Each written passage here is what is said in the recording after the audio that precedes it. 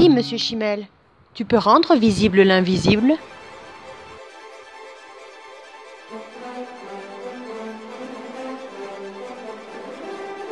Les petites questions sur le monde de Monia.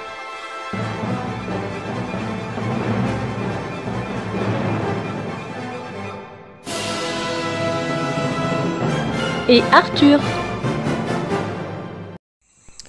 Salut les Jones!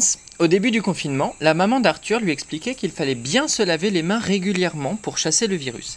Elle lui précisa d'ailleurs qu'il fallait pour ça utiliser du savon, car sans, le virus risquait de rester, alors qu'avec, il était éliminé. Curieux, Arthur lui a demandé pourquoi.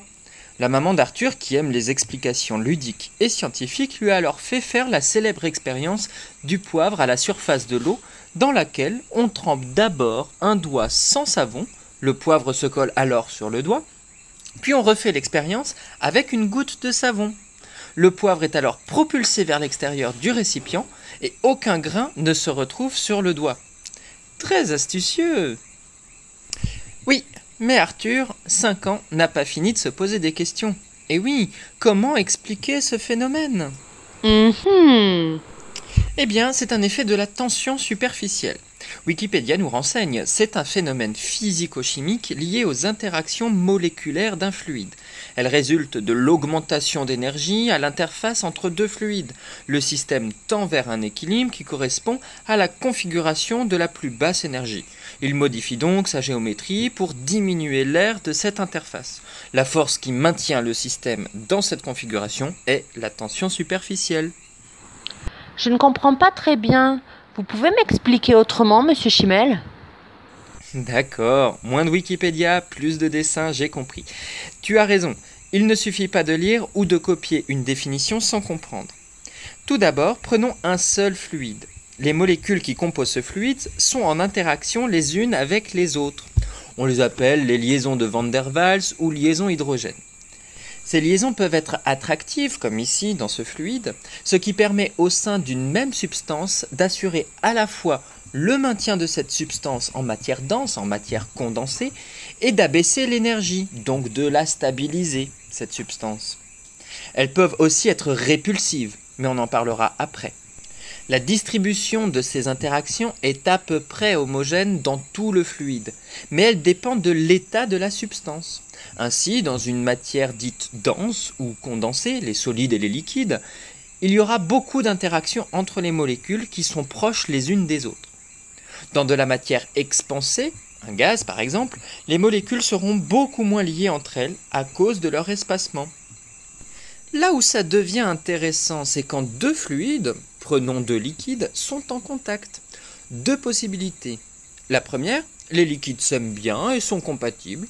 Ils vont exercer des interactions attractives et vont progressivement se mélanger grâce à leur affinité chimique, jusqu'à se mélanger totalement. C'est le phénomène de miscibilité. On peut facilement mélanger de l'eau et du sirop, par exemple. La deuxième possibilité, c'est que les liquides se repoussent avec des interactions répulsives. Ils vont créer entre eux une interface la plus petite possible pour diminuer l'énergie. Si on force le mélange, le liquide minoritaire va former des petites bulles bien sphériques, comme des bulles de vinaigre dans de l'huile dans une vinaigrette. Mais la plupart du temps, cela forme deux phases bien distinctes. Entre ces deux phases, il y a une forte tension. C'est la tension superficielle, la tension à l'interface, à la superficie, entre les deux fluides. Le plus souvent, cette tension est étudiée entre deux fluides de condensation différentes, typiquement à l'interface d'un liquide et d'un gaz. Les molécules du liquide sur cette interface font moins d'interactions que celles à l'intérieur du liquide. Elles sont donc moins stabilisées, leur énergie est plus grande. C'est là qu'on parle de tension superficielle. Pour diminuer cet effet, le liquide tend donc à diminuer sa surface de contact avec le gaz. Plusieurs situations sont alors très intéressantes à étudier. Quand le gaz est mélangé sous forme de microbules, si la pression du gaz dans les bulles est plus forte que cette tension superficielle, les bulles éclatent et le gaz se dissout. Si c'est un liquide, comme du liquide vaisselle ou du savon que l'on agite, il se mélange à l'autre liquide, par exemple l'eau. Dans cet exemple, on forme de l'eau savonneuse.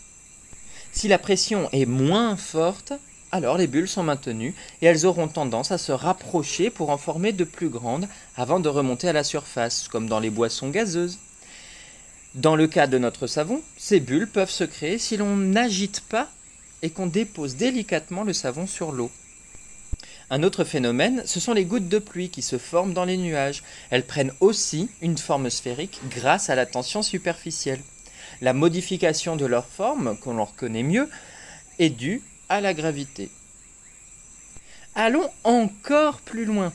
De façon plus ordinaire, les interfaces ne sont pas à 2 milieux, mais à 3. Monia, je te vois réfléchir, qu'y a-t-il ? Mais donc, c'est jamais fini. Dans ce domaine, difficile à dire. La tension superficielle est un sujet d'étude extrêmement récent. Je pense qu'on n'a pas fini d'en apprendre. Donc, bien souvent, les interfaces sont entre 3 milieux, souvent un solide, un liquide et un gaz. Entre chaque phase, il peut y avoir des interactions attractives ou répulsives. Prenons le cas d'une goutte d'eau posée sur du verre. La surface entre l'air et l'eau doit être minimale. Le verre exerce des interactions attractives sur l'eau.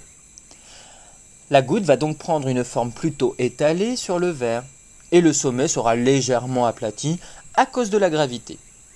Si au lieu de l'eau, on prend du mercure, un métal liquide à température ambiante, le verre n'a plus la même affinité avec le liquide et va plutôt le repousser. La goutte aura une forme plus arrondie, parfois même complètement sphérique, pour limiter le contact. C'est aussi le cas des gouttes de rosée sur les feuilles des végétaux. Le comportement des gouttes qui s'étalent ou se rétractent sur elles-mêmes est appelé le mouillage. Et ce mouillage a un autre effet tout à fait remarquable.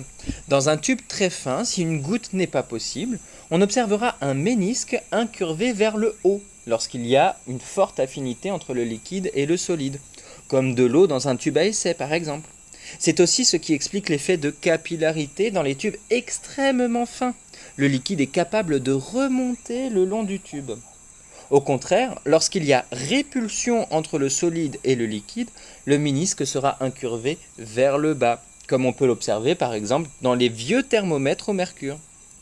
Grâce à l'affinité entre le verre et l'eau, on peut même remplir un verre légèrement au-dessus du bord. On observera alors un dôme d'eau qui dépasse du récipient. Attention, une goutte de trop et le verre déborde. Mais c'est magique! Ah, mais tu y tiens, je te dis que c'est physique. Allez, puisque tu aimes le spectaculaire, parlons de quelques autres effets qui sont dus à la tension superficielle. Dans les sodas, il y a un gaz dissous, le CO2. En introduisant une dragée enrobée de sucre dans ce soda, l'eau sera attirée par la surface sucrée, ce qui va diminuer la tension de surface avec le gaz. Des grosses bulles vont se former et la pression du gaz deviendra supérieure à cette tension. Le CO2 va donc être expulsé de façon violente de la bouteille et tu pourras observer un geyser. C'est le fameux Coca Mentos. Et puisque tu aimes le mystérieux, souviens-toi, dans Fort Boyard, il y a une épreuve où on laisse une pièce flotter à la surface de l'eau. Vu sa densité, normalement elle devrait couler. Mais si tu la déposes délicatement sans l'immerger et que son poids n'est pas trop grand, la tension de surface entre l'air et l'eau pourra être suffisante pour compenser, voire dépasser ce poids, et la pièce restera en flottaison. Cette expérience est cependant plus facile à faire avec un trombone. C'est ce même phénomène qui permet aux grains de poivre de flotter sur l'eau sans couler. C'est les mêmes raisons. Et la nature est si fascinante que certains insectes, les géridés, utilisent ce principe pour se déplacer en marchant sur l'eau. On les appelle d'ailleurs les patineurs d'eau. Bon, on sait maintenant pourquoi les grains de poivre ne coulent pas. Voyons maintenant pourquoi le savon les repousse. Quand on trempe son doigt recouvert de savon dans l'eau, avec le poivre flottant, l'interaction qui se crée entre l'eau et le savon est répulsive. L'eau qui est mobile est donc repoussée vers l'extérieur du récipient. Dans son mouvement, elle entraîne avec elle les grains de poivre. Ce n'est donc pas le poivre qui est repoussé, mais l'eau, grâce à la tension superficielle. Merci, monsieur Chimel, j'ai tout compris.